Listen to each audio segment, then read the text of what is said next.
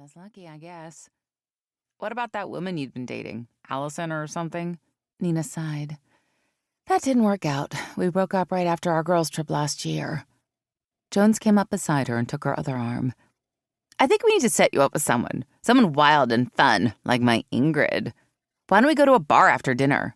Yes, let's do, Amy chimed in. I haven't been dancing in ages. Last night didn't count? Did we dance? Amy asked, and they all laughed. Nina shook her head. Maybe she was getting too old for this. While she did enjoy seeing them each year, she didn't necessarily enjoy the wild partying that the others insisted on. Of course, they were all married with kids. This was their only time to shirk their responsibilities and let their hair down. It wasn't their fault that she seemed to be the only one who had outgrown these long weekends. Let's go to that disco place again, Tammy suggested. That was fun last night. Okay, I'm game, Sherry said. Me too, Amy and Joan said together. Nina looked over at Beth. Okay with you? Sure, even though you all know I have no rhythm and can't dance worth a damn. Nina kept the sigh that was threatening inside. She would rather be at her own house watching TV. Good God, when had she gotten to be so boring? Chapter 2. Quinn strummed her guitar, eyes closed. She liked to pretend that she knew how to play, but the truth was, she pretty much sucked at it. She opened her eyes and smiled. Yeah, she was a lot of years removed from that young girl who thought she could sing and would someday become famous. She reached for her drink, an herbal tea blend with a lime wedge, and sat back in the rocker. Her parents gave her piano lessons instead of guitar.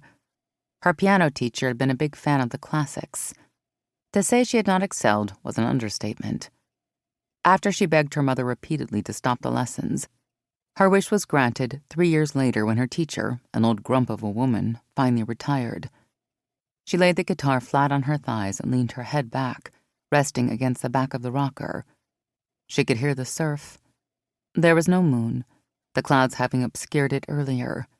Maybe they would get rain. God knew they needed it. She felt Willie stir beside her, and she automatically dropped her hand into the dog's fur, rubbing lightly behind her ears. Good girl, she whispered, getting a quick wag of the tail against the deck. She was feeling reflective tonight, and she rocked slowly, letting in snippets of her life. She'd been a rather brash teenager, sneaking into bars with a fake ID. She couldn't believe she'd never been busted, especially since the police chief way back then had been friends with her dad. She'd been a partier in college, too, hitting the bars and picking up women. It had been too easy. She knew just how to play the game. It's a wonder she even graduated. College was one big party and a lot of sex. Then she blinked one day and she was in her 30s and alone. Time to settle down, her sisters had said. And that inner voice she rarely listened to was urging her to do the same. Slow down and settle down. She stood up and went to the deck railing and leaned her elbows on it. Willie immediately got up and came beside her, resting against her leg. The Gulf breeze touched her face and she tried to push her next thoughts away, the ones that normally followed when she was reflecting on her life. The ones that questioned everything about her past. Christy. She'd settled down with Christy. She'd moved her into the small house she owned near the university campus in Corpus. She stopped going to the bars, stopped hanging out with her rowdy friends. She was going to try to make it work with Christy. Of course, she quickly found out that most of her friendships had been trivial and based solely on the bar atmosphere. Her friends said she was no longer fun. Her friends said she was a downer. Her friends disappeared. Yeah, she'd had lousy friends back then. That didn't mean she didn't miss them, at first. But she had Christy. Christy loved her, or so she said. Quinn had said the words back to her a couple of times, sure. 6 months in, though, she knew the words rang hollow.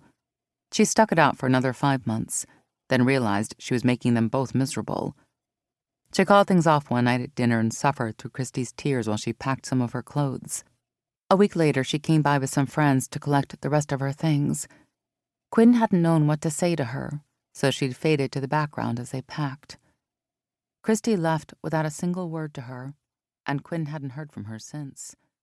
Amazingly, most of her time with